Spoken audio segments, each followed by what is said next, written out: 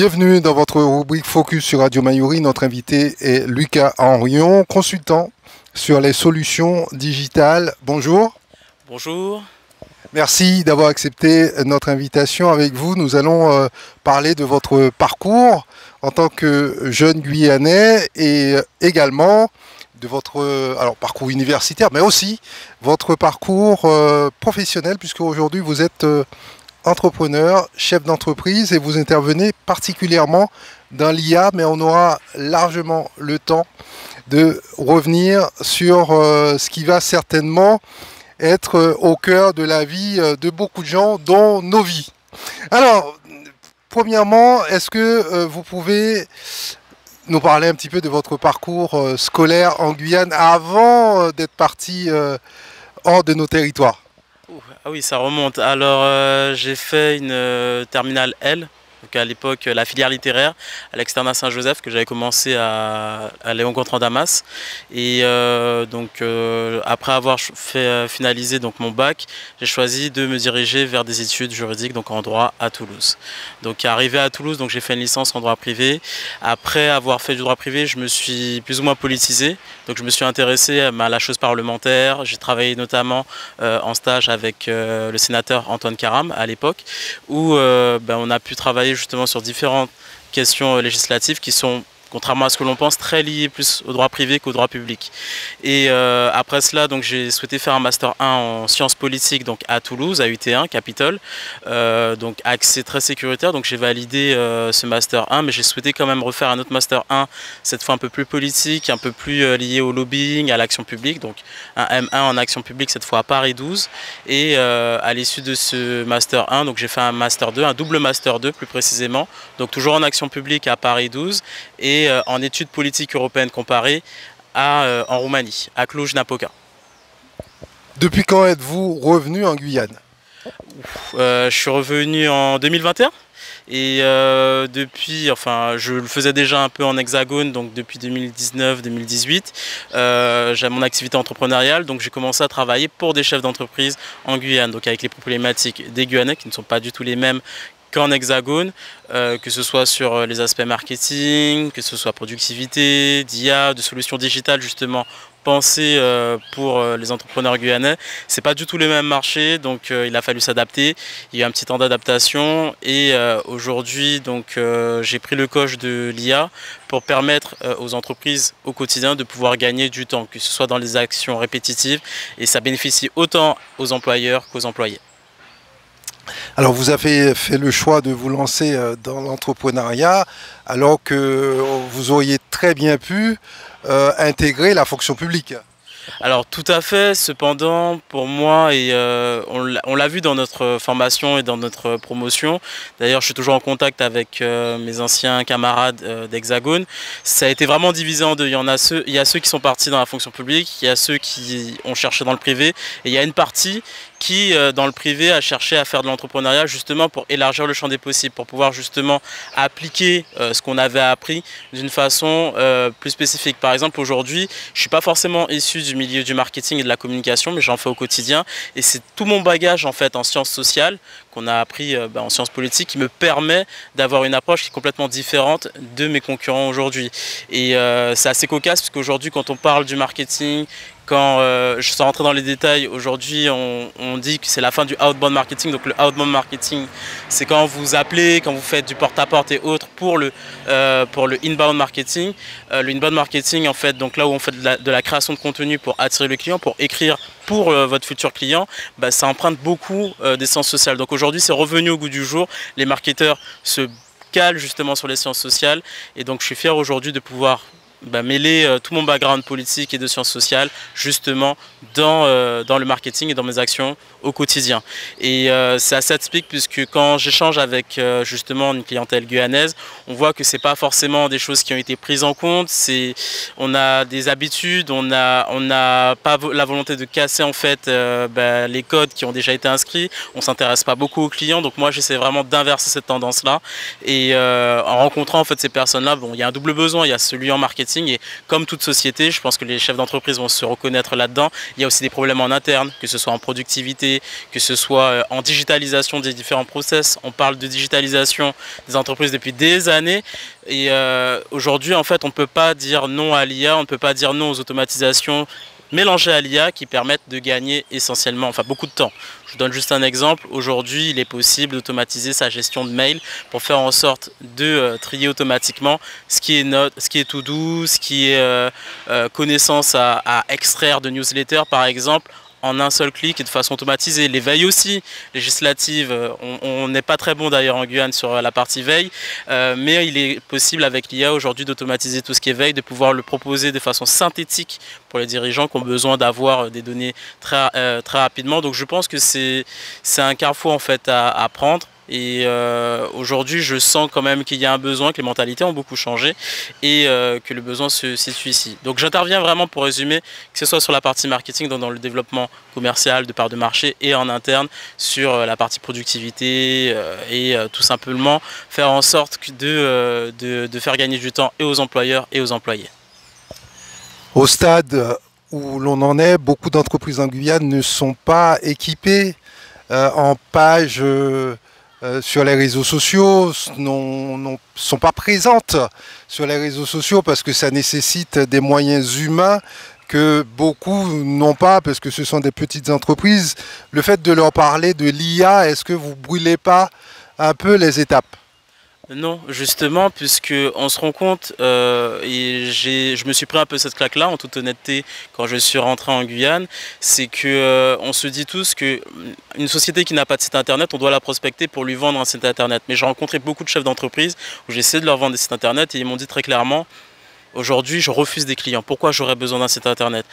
Donc c'est peut-être lié à la densité de la population qui n'est pas assez énorme ou autre, mais le vrai besoin des sociétés aujourd'hui, c'est plutôt sur l'aspect gain de temps, productivité, plutôt que d'acheter absolument des solutions marketing digital qui ne convertissent pas. Même aujourd'hui, c'est pire. Je me rends compte que certaines entreprises font appel à des studios, des gros studios, donc pour faire de la vidéo ou pour faire du réseau social, essentiellement pour de la crédibilité, de la visibilité. On ne parle plus de marketing, on ne parle pas de conversion. Bon, après, c'est surtout parce que les solutions ne s'intéressent pas aux clients cibles. Donc non, je pense qu'au contraire, et en échangeant avec ces clients-là, je m'en suis rendu compte, quand on essaye de parler marketing avec eux, ce qui les intéresse, c'est comment je gère mon salarié au quotidien, comment je fais en sorte de lui donner les outils pour pouvoir mieux gérer au quotidien. C'est les plus grosse problématique en fait des clients que j'ai aujourd'hui. Et triste ou pas triste, le fait est que aujourd'hui le marketing c'est pas la demande. Alors peut-être que c'est un besoin insoupçonné, mais en tout cas moi mon rôle c'est de pouvoir donner des solutions en fait à des problématiques présentes, senties ou non ressenties, et faire en sorte de pouvoir accompagner mes clients par rapport à leurs demandes et par rapport aux opportunités qu'ils pourraient avoir. Alors les auditeurs, les internautes sont en train de se demander mais qu'est-ce que ça signifie? Qu'est-ce que c'est l'IA? Alors l'IA, donc l'intelligence artificielle, alors bon, tout le monde l'appelle comme ça, mais aujourd'hui on a du mal un peu, enfin pour les spécialistes, nous on l'utilise pour la viralité, le terme IA, mais on n'en est pas encore pour moi à ce stade-là d'intelligence artificielle, parce que quand on parle d'intelligence artificielle, on parle de prise de décision, on parle de prise d'initiative. Pour moi on n'en est pas encore, on est plus sur des solutions qui prédisent en fait, par exemple le prochain mot qui va être employé pour telle question. On est plus sur des solutions prédictives que de l'IA. Juste pour étaler un petit peu ma science sur ce point-là. Mais en fait, le but justement est d'arriver à ce stade-là où il y aura de la prise de décision. C'est ce qui fait un peu peur certaines personnes et c'est compréhensible. Mais aujourd'hui, plutôt que d'en avoir peur, je vous donne l'exemple à l'époque des vendeurs de cassettes qui fustigeaient tout ce qui était VOD. Il faut pouvoir accompagner ce mouvement-là plutôt que d'en avoir peur pour déjà le contrôler, l'encadrer et l'incorporer à notre quotidien pour le maîtriser, pour le dominer et non faire en sorte qu'il nous domine. Parce qu'aujourd'hui, je me bats quand je fais des formations sur ce point-là. L'IA n'est pas un maître, doit être un servant. Il ne peut pas tout. Sans une expertise derrière, il ne peut pas tout. Donc pour revenir à votre question qui était de savoir qu'est-ce que l'IA aujourd'hui, c'est un outil qui va nous faire gagner du temps, un outil qui va nous permettre parfois de prendre des décisions plus rapidement, un outil qui va nous permettre de faire descendre des informations plus rapidement en entreprise, mais c'est un outil qui ne peut rien pour l'instant tant que l'humain n'est pas derrière. C'est bien, l'IA permet d'optimiser et automatiser les tâches, mais est-ce qu'il ne fait pas peser un certain nombre de menaces sur l'emploi des personnes, l'emploi des Guyanais? C'est une question qui est souvent posée. Alors là, pour moi, la racine du problème n'est pas forcément sur l'IA en elle-même, mais sur le mode en fait qu'on a de travail aujourd'hui. C'est ce qui m'a poussé aussi à choisir l'entrepreneuriat, c'est qu'on est dans une culture du présentéisme. C'est-à-dire que aujourd'hui, quand je dis à des chefs d'entreprise qui vont gagner 4 heures dans leur semaine, les salariés se disent bon ben si on perd, en fait, eux, ils vont considérer qu'ils vont perdre 4 heures à remplir leurs 35 heures dans leur semaine. Mais là, pour le coup, c'est vraiment une problématique de culture française de présentéisme qui est un gros fléau. Pourquoi? Enfin, selon moi, et c'est une critique qui m'est personnelle et j'assume mes propos, puisqu'on se concentre beaucoup moins sur les résultats, on se concentre beaucoup moins sur l'épanouissement en fait, des salariés, à éviter des tâches qui sont complètement répétitives. Je vous ai cité la gestion de mails notamment. Je suis désolé, mais aucun employé ne se réveille le matin avec le sourire aux lèvres en se disant qu'il va trier ses mails. Toutes les tâches qui demandent vraiment une certaine expertise ou autre ne sont pas amenées à être pour l'instant automatisé avec l'IA. Donc comme je l'ai dit précédemment, je ne dis pas que ça ne va pas être une menace. C'est pour ça que je parle d'encadrement et je suis tout à fait d'accord avec les acteurs qui parlent d'encadrer l'IA au maximum. Cependant, ce gain de temps en fait, dans l'entreprise, quand on fait de l'automatisation et de l'IA, met le doigt en fait, sur l'une des problématiques qu'on a en Guyane et même en France sur cette culture du présentéisme qui n'a pas lieu d'être. Quand on voit les pays nordiques passer donc à du mi-temps pour justement faire en sorte d'améliorer la qualité de vie au travail, quand on voit actuellement nos ministères qui sont en train de travailler sur cette semaine de 4 jours, on voit que ce modèle est en train de s'éroder petit à petit et c'est tout à fait logique puisqu'on ne met pas la valeur du travail au centre du débat et ça c'est un vrai problème. Est-ce que vous intervenez également, Lucas Henrion, dans le champ de la formation? Dans le champ de la formation, oui, nous sommes en partenariat avec un organisme de formation certifié Calliope où nous accompagnons donc les entreprises avec un certain nombre de salariés justement à l'intégration des solutions d'IA. Tout simplement pour répondre vraiment à leurs besoins. Donc après, bon, c'est la base des organismes de formation, mais on essaye de se coller vraiment à des besoins très spécifiques pour donner une formation sur mesure par rapport au niveau des différentes personnes qui interviennent et par rapport aussi aux fonctions des personnes. On a compris que vos clients étaient des entreprises, mais est-ce que vous travaillez également avec les administrations? Alors pour l'instant, je n'ai pas encore approché les administrations, sans rien vous cacher, c'est par rapport tout simplement au modèle pour travailler avec les administrations, tout ce qui est appel d'offres et autres. Je vous avoue que je ne me suis pas forcément plongé là-dessus. Je suis ouvert à toute sollicitation sur ces questions-là, notamment pour assurer justement, parce que l'une des inquiétudes des organisations est essentiellement la partie data, gestion de data, protection des données. Donc nous avons développé en fait des solutions justement pour pouvoir protéger les données, notamment avec les installations d'automatisation en local, donc sur les serveurs des entreprises ou des administrations, de telle façon que les données sont toujours protégées. Donc je sais que c'est un sujet sensible, qui a beaucoup d'inquiétudes. Plutôt que de vouloir absolument vendre ou convertir, je suis prêt à échanger en fait pour expliquer comment ça se déroule pour les administrations et les cas d'usage aussi pour les administrations. Voilà. Est-ce que cela vous arrive de faire appel à des sous-traitants pour répondre à des marchés ou pour répondre à des sollicitations? Alors pour l'instant, je ne réponds pas encore à des marchés. Pour répondre à des sollicitations, quand je travaille avec des sous-traitants, ce n'est pas au sens propre de la sous-traitance où j'envoie le sous-traitant gérer telle ou telle activité. Je sous-traite vraiment des petites tâches en fait dans une prestation beaucoup plus globale et je suis toujours l'interlocuteur en fait privilégié. Ça me permet vraiment d'être tampon et d'avoir un réel contrôle. Donc là pour l'instant, je le fais essentiellement sur la partie marketing. Je ne le fais pas encore sur la partie IA, tout simplement puisque c'est un savoir qui est propre en fait à ma structure et que pour l'instant, je n'ai pas encore trouvé de collaborateur ou de personnes, donc jette une bouteille à la mer pour travailler en fait sur ces questions-là avec moi de façon si possible aussi pointue que je l'aborde aujourd'hui. Alors l'IA est vaste, a tendance à toucher l'ensemble de notre vie économique et autres. Vous avez fait le pari de la spécialisation.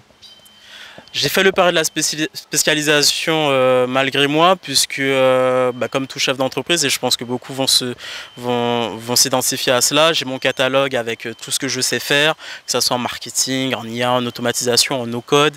Et en fait, c'est le client qui, peut-être que c'est la hype du moment par rapport à l'IA, qui est intéressé par ce sujet-là et donc le pointe du doigt et me fait forcément une demande. Donc plus que de la spécialisation, j'ai envie de dire que c'est vraiment à la demande du client pour le coup. beaucoup. Et puis c'est pas dans mon ADN la spécialisation. Je l'assume, je sais que ce n'est pas forcément vendeur, mais j'ose dire en fait que j'ai un regard holistique sur les solutions qu'on peut proposer, c'est-à-dire que je ne m'arrête pas sur une solution donnée, mais je pars vraiment en fait de la problématique du client. J'arrive à lier en fait les différentes solutions qui existent sur le marché pour pouvoir faire une solution sur mesure. Je n'aime pas trop la spécialisation puisque aujourd'hui on cloisonne, aujourd'hui on veut offrir qu'un service aux clients. Marketingment parlant, ça s'entend, ça se comprend, mais aujourd'hui ce que les clients recherchent, c'est de la polyvalence, c'est des personnes qui puissent répondre à des besoins précis en mobilisant des compétences diverses et variées qui ne sont pas forcément sur un catalogue, donc il faut s'y adapter. Et vous, pour être à jour dans vos connaissances relatives à l'IA, suivez-vous des webinaires, des formations, assistez-vous à des salons? Ah oui, il faut que ce soit pour faire un benchmark donc avec la concurrence, notamment en hexagone. Je m'informe continuellement, j'ai une veille législative journalière sur l'IA pour assurer d'ailleurs mes clients sur ces questions-là. Il y a une veille aussi de tout ce qui se fait aujourd'hui, que ce soit avec les différents acteurs de l'IA, puisque on parle souvent d'OpenAI avec ChatGPT, mais il y a beaucoup plus d'acteurs, que ce soit avec par exemple Claude Anthropic, Perplexity AI, je pourrais en citer des milliers et tout, mais en fait on fait vraiment une comparaison entre ces différents modèles de langage, on va dire, qu'on appelle IA, et on est obligé de rester à l'affût. Tous les jours il y a une actualité sur l'IA. Alors, on sait que vous vous intéressez principalement aux entreprises. Est-ce que vous pouvez nous dire comment vous prospectez, comment vous démarchez ces entreprises, comment vous vous faites connaître auprès d'elles? Alors je prends les leçons que j'ai eues depuis 2021, depuis que je suis rentré en Guyane, plutôt que de vouloir venir avec un produit fini. Moi je préfère échanger avec les sociétés et tout simplement en fait connaître leur quotidien de façon très décontractée, sans vouloir vendre pour vendre, tout simplement parce que aujourd'hui, en fait, vendre pour vendre, c'est traiter son client comme un portefeuille. C'est pas forcément la chose la plus adéquate pour moi. Il m'est déjà arrivé des fois, au sortir d'un rendez-vous qui a peut-être duré 2-3 heures, donc il était très enrichissant de dire à un client, je n'ai rien à vous vendre, au revoir. C'est pas forcément quelque chose d'indécent. Je pense que c'est plus humain, ça rapporte beaucoup plus d'humain. Et puis je suis dans le domaine du consulting, donc tout part de la confiance, tout part d'un échange, d'une synergie. Donc je suis obligé d'aller jusque-là en fait. Et c'est ma méthode de prospection, elle fonctionne bien pour l'instant. J'ai eu de nouveaux clients grâce à cette méthode-là. J'essaie de remplir mes carnets de rendez-vous au maximum, tout en me laissant un petit temps pour travailler, bien évidemment.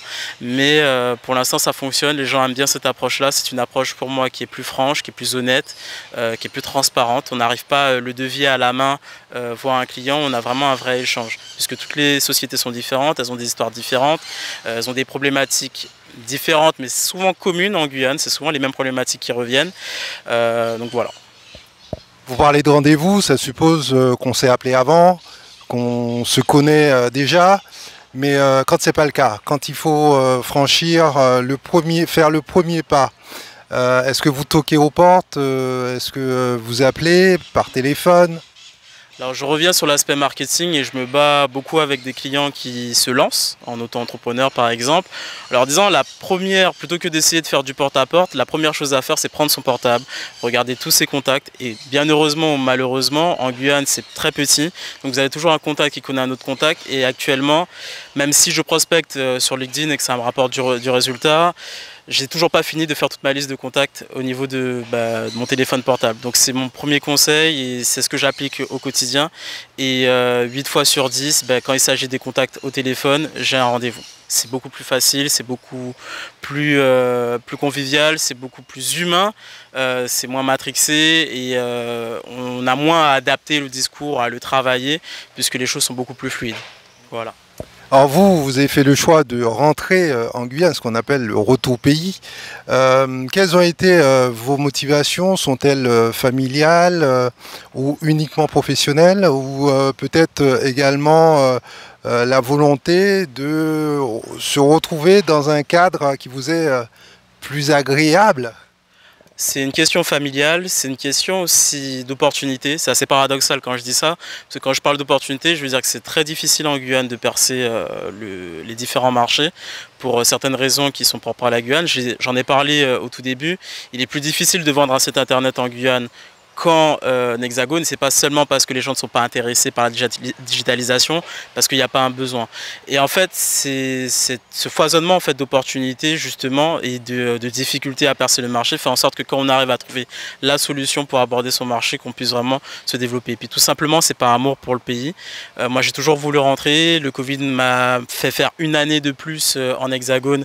Ça m'a beaucoup embêté, mais je voulais revenir dès la fin de mes études, me jeter à l'eau, faire confiance à mon territoire sur l'entrepreneuriat et voir s'il me le rendrait. Pour l'instant, il me le rend, mais plus que d'attendre sur mon territoire, j'essaie de monter vraiment en gamme et en qualité pour pouvoir faire en sorte de toujours répondre à des besoins. Et puis, on a ce qu'on appelle le referral. Un client satisfait va en ramener un autre et c'est comme ça que je fonctionne depuis un moment. C'est pour ça que j'ai jamais vraiment, en vrai de vrai, prospecté depuis que je suis rentré en Guyane. On parle de digitalisation, cela sous-entend la possibilité de pouvoir travailler à distance. Est-ce que cela fait partie de votre stratégie d'élargir votre clientèle au-delà des frontières de la Guyane? Oui, tout à fait, mais contrairement à des concurrents qui voudraient rester sur du francophone, j'ai l'ambition, donc je travaille avec des collaborateurs là-dessus, des futurs associés peut-être, pour travailler directement en Amérique du Sud, puisqu'on a une identité quand même afro-amazonienne, il faut l'assumer, et en l'assumant, en fait, il faut toquer aux portes de notre continent, qui est l'Amérique du Sud. Donc après, il y a la barrière de la langue, je le dis très humblement, moi je suis très nul en langue, mais je pense que si on n'arrive pas à créer ce paradigme-là, en fait, on ne va jamais y arriver. Pourrait peut-être utiliser l'IA pour contourner la barrière de la langue?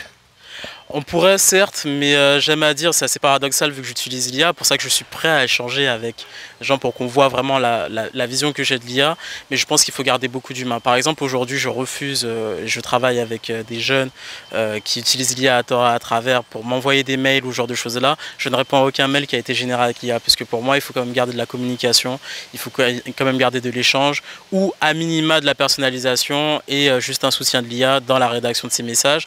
Et c'est pareil pour moi quand on noue des relations, même en Amérique du Sud.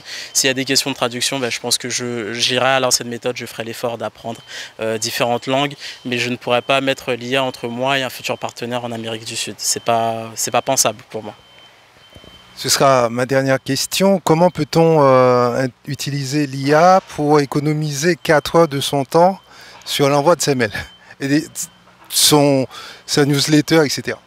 Alors pour moi, notamment dans la gestion des mails, tout simplement, on peut faire en sorte, donc sans rentrer trop dans le détail, de faire en sorte que dès l'instant où on reçoit un mail, on a une automatisation qui se déclenche où en fait l'IA va lire le mail et nous comme on l'aura entraîné selon le client spécifiquement pour qu'il puisse déterminer en fait si c'est une tâche à effectuer par exemple pour un client, pour quelqu'un dans la prestation de service comme moi, si c'est une newsletter et c'est une information qui est intéressante qu'on pourra peut-être décliner, je dis une bêtise, en post LinkedIn, en article de blog et tout, on le classe de telle façon et on entraîne l'IA au fur et à mesure. Il y a plusieurs semaines d'entraînement, mais une fois que c'est fait, déjà vous n'avez plus la gestion de mail.